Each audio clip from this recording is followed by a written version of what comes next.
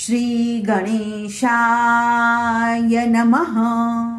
ત્રિશૂળ ચેનલમાં તમારું સ્વાગત છે મિત્રો. આજે તમારી સમક્ષ હું લઈને આવી છું ચંદ્રઘંટા માતાજીની કથા. મા દુર્ગાની ત્રીજી શક્તિનું નામ ચંદ્રઘંટા છે. નવરાત્રિ ઉપાસનના ત્રીજા દિવસે આ સ્વરૂપની આરાધના અને પૂજન કરવામાં આવે છે. તેમનું આ સ્વરૂપ પરમ શાંતિ આપનારું અને કલ્યાણકારી છે.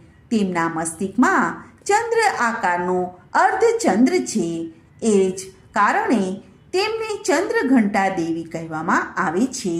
તેમના શરીરનો રંગ સુવર્ણ જેવો ચમકદાર છે. તેમને 10 હાથ છે. તેમના 10 હાથમાં ખડગ આદિ શસ્ત્રો તથા બાણ આદિ શસ્ત્રો શોભાયમાન છે. તેમનું વાહન સિંહ છે. તેમની મુદ્રા યુદ્ધ માટે હંમેશા ઉદ્યત હોય છે.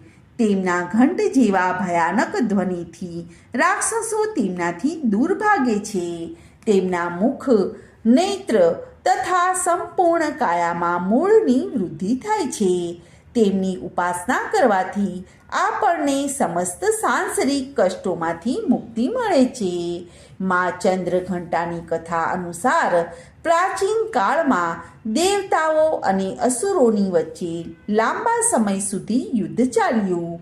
અસુરોના સ્વામી મહિષાસુર હતા અને દેવતાઓના સ્વામી ભગવાન ઇન્દ્રદેવ હતા. મહિષાસુરે દેવતાઓ ઉપર વિજય પ્રાપ્ત કરવા માટે ઇન્દ્રનું સિંહાસન પચાવી પાડ્યું હતું અને સ્વર્ગલોક ઉપર રાજ્ય કરવા લાગ્યા હતા. આ બધું જોઈ અને દેવી અને દેવતાઓ ચિંતામાં આવી ગયા હતા અને બધા દેવો ત્રિદેવો પાસે જઈ પહોંચ્યા.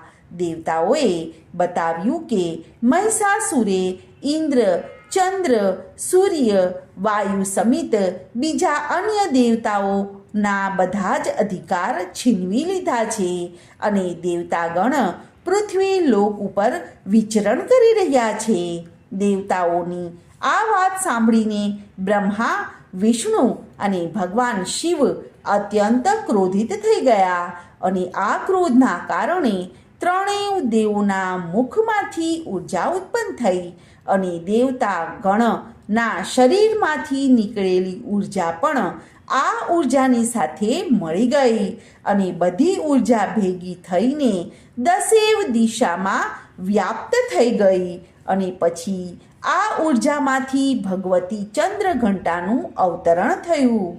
શંકર ભગવાનને દેવીને પોતાનું ત્રિશૂળ ભેટ આપ્યું. ભગવાન વિષ્ણુએ પણ ચક્ર પ્રદાન કર્યું. આવી જ રીતે બધા દેવોએ અસ્ત્ર શસ્ત્ર દઈને માતાને સજાવી દીધા. ઇન્દ્રએ પણ પોતાનો વજ્ર અને ઐરાવત હાથી માતાજીને ભેટ આપ્યા. સૂર્યએ પણ પોતાનું તેજ, તલવાર અને સવારી માટે સિંહ આપ્યો. તો આવી રીતે યુદ્ધભૂમિના દેવી ચંદ્રઘંટાએ મહિષાસુર નામના દૈત્યનો વધ કર્યો. તો મિત્રો, આ હતી ચંદ્રઘંટા માતાજીની કથા. તો મિત્રો, આજની કથાને હું આ વિરામ આપું છું. કાલે ફરીથી આવીશ માતા કુષ્માંડાની કથા લઈને. ત્યાં સુધી બધાને મારા જય શ્રી કૃષ્ણ. ધન્યવાદ.